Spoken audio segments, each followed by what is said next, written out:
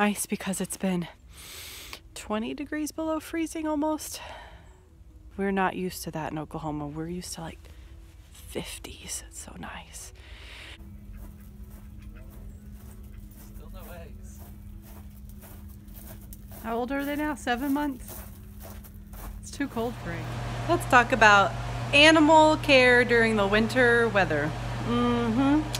It's winter, it's cold outside, and what do we need to do when it drops below freezing for our pets? Some pets are different. At Granite Farms we have ducks and bunny and an inside cat. So we don't have a lot of pets to talk about. Let's talk about ducks first.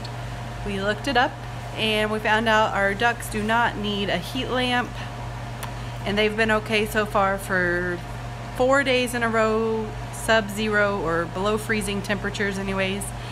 And that is because ducks have a layer of fat in their body that keeps them warm. And the fattiest food you can feed them is corn. Yeah, kernels of corn. So we have this feed that we use right now. It's a mixture of hen scratch. It has corn, some red stuff, and some grains in it. And really they just kind of peck out the corn. So now that we know that, we're gonna buy them just a bag of corn next time.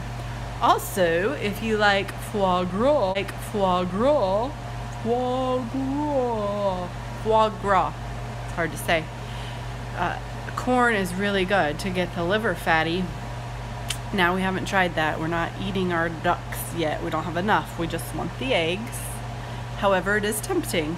It's a tempting idea to try that one day, fatten them up, and when we have more, and try some. Alright, so next is the bunny. So the ducks don't need that. The ducks' webbed feet are the most at risk for frostbite. So they do need an extra layer of hay or something on the ground that they can walk on that's not iced over. So it's been icing in Oklahoma for like 3 days straight. Alright, northeastern Oklahoma. And then next is the bunny rabbit. Well, our bunny is an Angora bunny and she has super long, thick fur.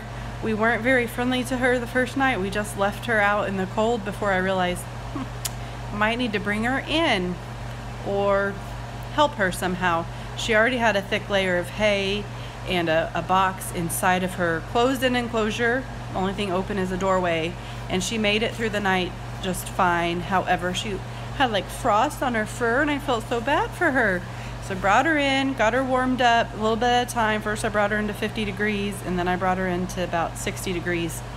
Warmed her up and I plugged in a heat lamp out in her house, and our heat lamp has metal on it protecting it so she can't touch the light bulb. Although she's pretty tiny, I guess she could, but she seemed kind of afraid of it at first. Now she's in there and likes it, seems to be doing just great with her heat lamp. And we're gonna leave that on until it's done being frozen. I will tell you a warning about heat lamps. Warning. Warning bells here or something. Warning, warning, warning. We thought it was getting cold. When you're taking care of chickens, because we raised chickens for several years, if you have chickens, their care is a little different. And it's different by the breed depending on how thick their feathers are.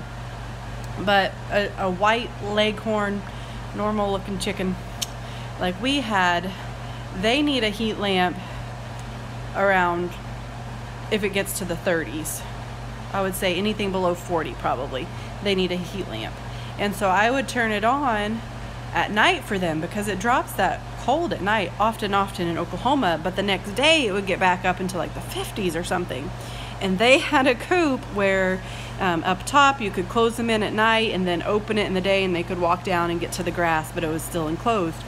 So one day I turned on their heat lamp because it got cold at night, and some days in Oklahoma it'll get up to 60 in the winter. Winter at 60, which I love, by the way.